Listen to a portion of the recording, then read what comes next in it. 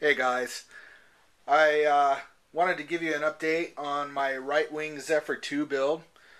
Uh, I'm getting ready to go to the paint stage. I've pretty much got it built the way I want so far. But before I went to the paint stage, I just wanted to show you how I've constructed it so far. Right now, let's start with what I think is probably the one fundamental mistake that I made on this wing, and that is when I did this rear spar, or excuse me, the main spar in the wing. I was pretty unfamiliar with how Gorilla Glue works and its nature, and so I ended up with a spar that wasn't completely submerged in the wing. You know, there's two spars in here. The first one was fine. The second one, it just leaves just an ever so slight chime in the bottom surface of the wing.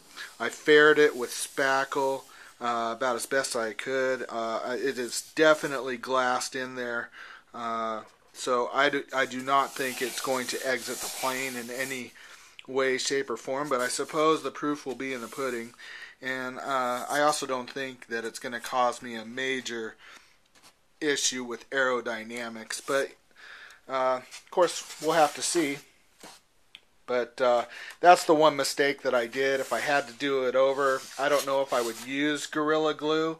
I'm much more familiar with epoxy and glassing and whatnot, but it seems to be a small mistake, and I think it's going to fly just fine. All the other spars went in there just as well, so there's that. Okay, now that we got the my main mistake out of the way, show you the rest of the plane, and that is I use these carbon fiber strips to help assist the main spar across the bottom, because I think even Chris, the designer, would tell you that when he removes this area in the battery compartment and the electronics component compartment, as it were, it takes a lot of rigidity out of the airplane, especially since it comes right out of the middle. So I wanted to do something that was extremely lightweight and would also assist in that rigidity. So I took some different lengths of carbon fiber like this, and it's very strong when you bend it along the short side. And I placed it across the rear bulkhead and also across the center bulkhead, especially since I tunneled through both in order so I can pass wires and give it cooling and so forth. I also put another carbon fiber strip across the front bulkhead, so that's going to give the plane rigidity across the middle on the top of the airplane, and also when the camera box goes in the front, that's also going to assist in tying the two wing halves together.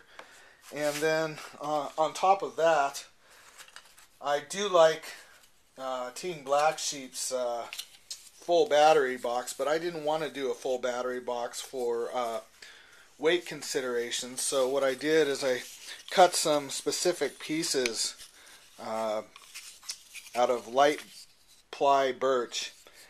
That it's like a skeletonized box that will go in here after I get done covering the airplane.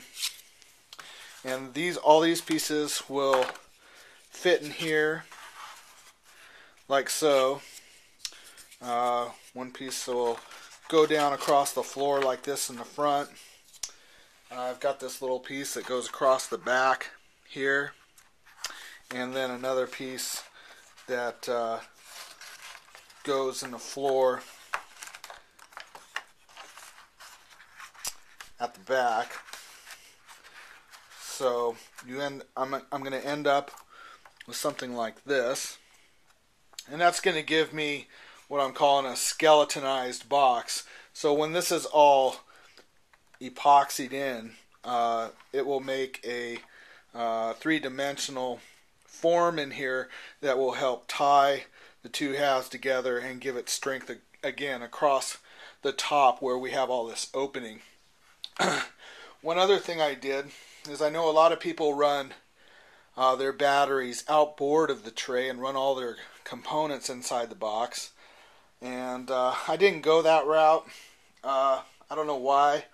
I just decided I'm going to run my batteries in here since that's what they were designed for originally. And I'm running a little box over here that has my 12 volt linear power supply with a low pass filter, and it connects into the main compartment.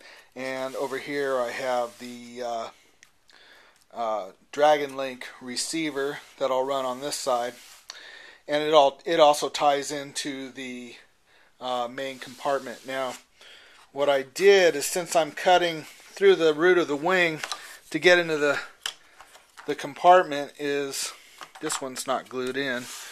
I took a piece of PVC pipe, cut it to size, and tacked it in here, so that also the foam is epoxied around that ring, so that I can update wires or whatever kind of connections I need to without having to wear out the integrity of the foam on the inside because of plugs and whatnot.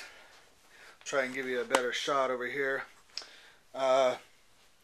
The PVC pipe is a little bit larger on this side, but it's still epoxied in and it's still quite strong. So once everything's tied together and buttoned up, I think it's going to give a lot of strength. As you can see, I have on this side, I've cut out a relief inside the tray itself, and that's where my OSD Pro is going to go.